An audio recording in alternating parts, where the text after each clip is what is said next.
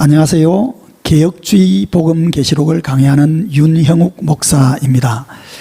코로나19로 인해서 오프라인에서 하던 강의를 온라인으로 하게 되었습니다.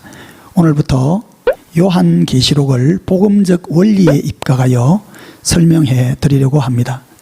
여러분들은 강의를 들으시고 정말 성경이 그러한가 묵상해 보시면 되겠습니다.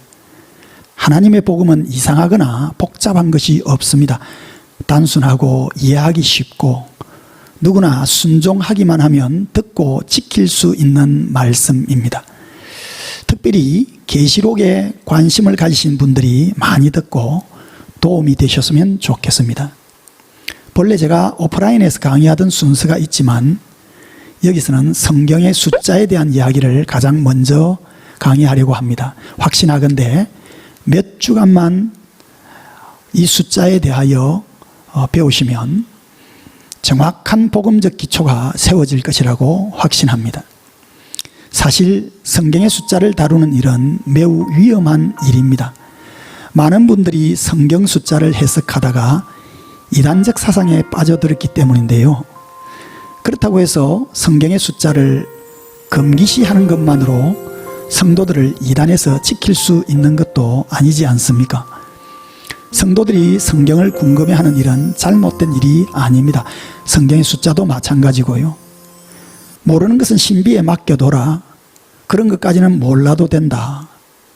자꾸 성도들에게 이렇게 가르칠 때에 그들은 더욱 비밀스럽고 이상한 교리들을 찾아 헤매게 될 것입니다. 그러므로 비록 힘들고 까다롭다고 할지라도 성경의 숫자를 바르게 깨닫고 전하는 일을 목사님들께서 먼저 하셔야 한다고 믿습니다. 숫자도 복음입니다. 이제부터 숫자에 드러난 하나님의 복음을 하나씩 살펴보겠습니다. 먼저 성경의 숫자를 살펴보기 전에 성경에 기록된 숫자가 대한민국 사람들이 사용하는 숫자가 아니라는 것을 이해하셔야 합니다. 성경의 숫자는 유대인들이 사용하는 숫자입니다. 물론 성경을 오랫동안 연구하고 읽어 오신 분들은 이미 성경적인 사고를 할 수 있기 때문에 유대인이 아니라고 해서 이해하지 못할 일은 없습니다만은 기본적으로 성경에 나타난 숫자가 유대인들의 관점에서 생각해야 할 숫자라는 것을 말씀드립니다. 계시록에는요, 두 가지 재미있는 문장이 있는데 어떤 숫자를 기록하고 난 다음에 그 뒤에 붙여놓은 문장입니다.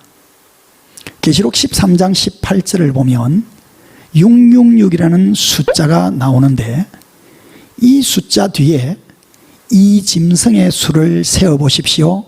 그것은 사람의 수입니다. 라고 설명을 붙입니다. 또 계시록 21장 17절을 보면 144라는 숫자가 나오는데 그 숫자를 말한 후에 이것은 사람이 청량한 수이지만 곧 천사가 청량한 수입니다. 라고 하는 표현을 사용합니다. 왜 숫자 뒤에 이런 비슷한 패턴의 문장을 사용하고 있을까요? 사람의 수 또는 사람이 청량한 수라고 하는 것은 나는 유대인들이 일반적으로 숫자를 사용하는 방식으로 기록해 보겠습니다 라는 뜻입니다. 그리고 이것이 짐승의 수입니다 또는 이것이 천사가 청량한 수입니다 라고 하는 문장은 사람들이 사용하는 숫자 기법을 통하여 그 안에 영적인 의미를 함축하여 전달하겠습니다 라고 하는 뜻입니다. 이런 표현을 묵시문학적 표현이라고 하는 것이지요.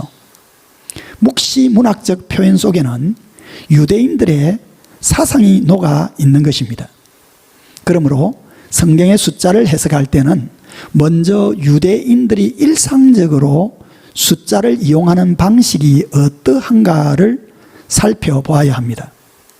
계시록 21장 16절과 17절을 보면 하늘에서 내려오는 새 예루살렘 성을 보여주는데 갈대자로 그 성을 청량하니 12,000 스타디온이요 길이와 너비와 높이가 같더라고 합니다. 왜 예루살렘 성의 크기가 12,000 스타디온일까요? 실제로 그 숫자대로 거리를 측량해 보면 하늘나라의 새 예루살렘 성이 우리 대한민국 남쪽 끝에서부터 만주 땅 정도의 크기로 정사각형 박스같이 생긴 답답한 모양이 됩니다. 만일 하늘의 새 예루살렘이 우리가 영원히 살아야 될 새 예루살렘이 그런 곳이라면 누가 그곳에 가서 살고 싶을까요? 만일 12,000이라는 이 숫자가 그런 것이 아니라면 왜 12,000이라는 숫자를 하늘의 새 예루살렘을 표현하는 숫자로 만들었을까요? 유대인들이 숫자를 사용하는 방법을 한번 생각해 보겠습니다. 유대인들이 숫자를 사용하는 방법은 간단합니다. 유대인들은 성경과 하나님의 창조 세계를 통하여 자연수의 의미를 이해하고 있습니다. 그것은 우리가 자연수를 이해하는 것과는 많이 다르지요. 예를 들어서 우리는 4라는 숫자에 대하여 죽음과 연결하여 생각을 합니다. 그러나 유대인들은 4를 동서남북을 상상해서 이 세상이라는 의미로 받아들이고 있습니다. 마찬가지로 10이라는 숫자도 유대인들의 관점에서 보면 하나님이 자신들의 조상 12지파를 선택하신 숫자입니다. 그러니 아주 간단하게 숫자 12는 선택된 백성이라고 하는 그런 뜻을 가지고 있는 것입니다.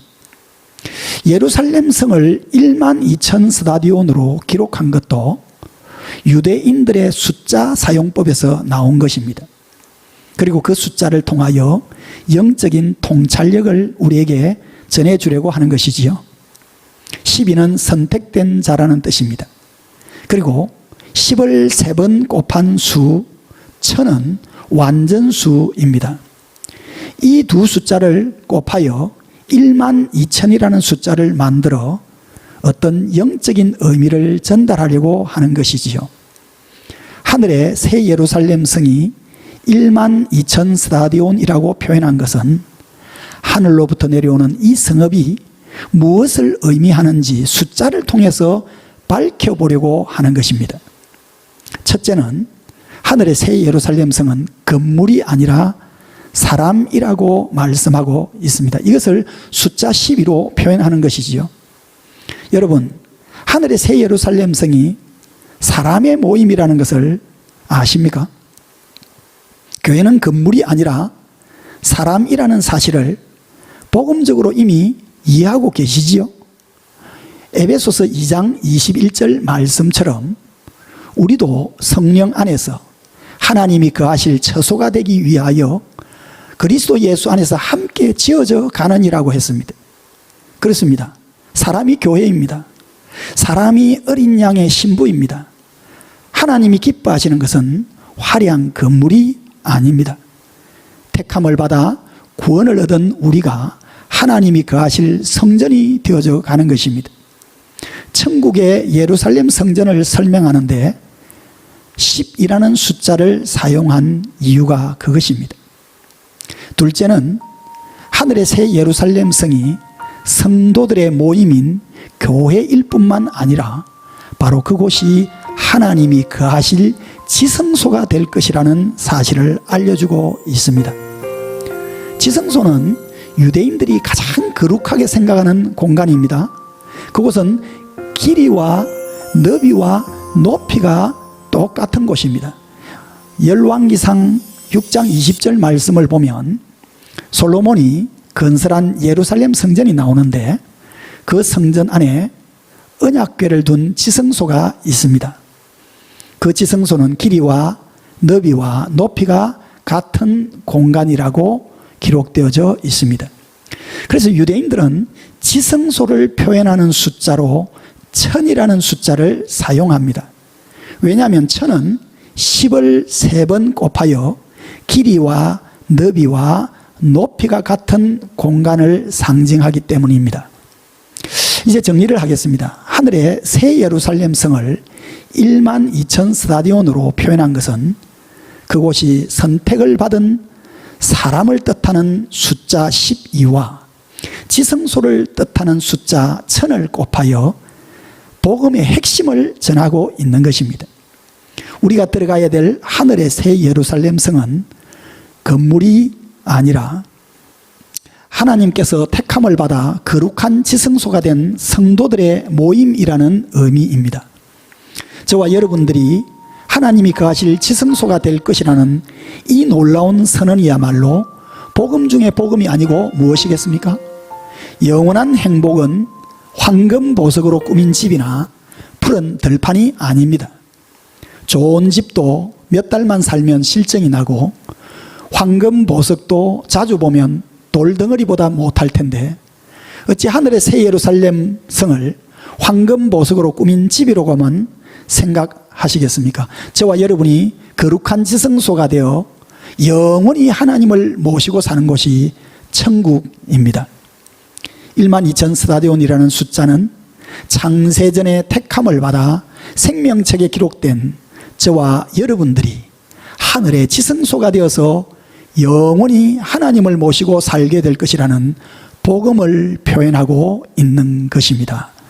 감사합니다.